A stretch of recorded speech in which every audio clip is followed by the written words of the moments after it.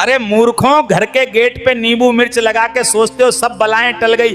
अरे मूर्खों, अच्छे कर्म भी तो करो। दरवाजे पर नींबू मिर्च टांगने से घर पवित्र नहीं होता। घर पवित्र होता है जब अंदर प्रेम, करुणा और ईमानदारी रहती हो। कभी आपने सोचा है कि मरघट की यात्रा में 3 चीजें क्यों फेंकी जाती हैं? पहला, बतासा। बतासा मिठास का प्रतीक है। भाव ये होता है आप तो चले गए पर हमारे परिवार में मिठास बनी रहे। दूसरा, मखाना। मखाना फूला होता है। प्रार्थना यह कि जैसे ये फूला है वैसे ही हमारा परिवार आपके बाद भी फूला फला रहे। और तीसरी चीज, सिक्का। ये सबसे कठोर संदेश है।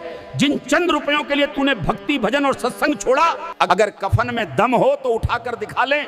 मरघट की यात्रा मरे हुए को नहीं, जीवितों को समझाने के लिए होती है। समझ गया तो जीवन सुधर गया, न समझा तो एक दिन उसी रास्ते पर खुद चलना पड़ेगा।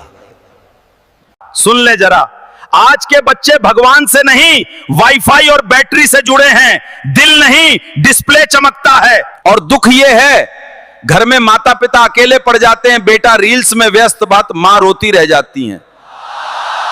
अनेक योनियों में अनेक प्रकार से दंड भोगना पड़ता है। आज तुम कमा रहे हो, 4 लोगों के काम आ रहे हो, वही 4 लोग कल तुम्हारी तरफ देखेंगे भी नहीं। नहीं तो वो दंड भोगना पड़ेगा जो तुम सोच भी नहीं रहे हो। कल जब तुम पड़े रहोगे तब कहीं कोई बुलाने भी नहीं आएगा, क्योंकि ये संसार बहुत बड़ा स्वार्थी है। इसलिए भजन करो, पाप कर्म को छोड़ दो। जब तुम पड़े रहोगे तो प्यार से पानी भी कोई नहीं देगा। सोचता है ये मनुष्य जीवन हमेशा रहेगा। सुन, लाखों योनियां हैं जिनमें दर्द ही दर्द है। 83,999,999 योनियां हैं जिनमें दंड भोगना पड़ता है। मनुष्य योनि बहुत थोड़ी है। कलयुग की सबसे बड़ी हकीकत यह भी है, जिस इंसान को ज्यादा कष्ट मिल रहा है, इसका मतलब यह नहीं कि उसके कर्म खराब हैं, बल्कि इसका मतलब यह है वो हद से ज्यादा अच्छा है। इसलिए हर किसी को अपना समझना छोड़ दो, ज्यादा खुश रहोगे। अरे मूर्ख, अपने घर की बातें हर किसी को बताकर तू कामयाबी की उम्मीद कैसे करता है?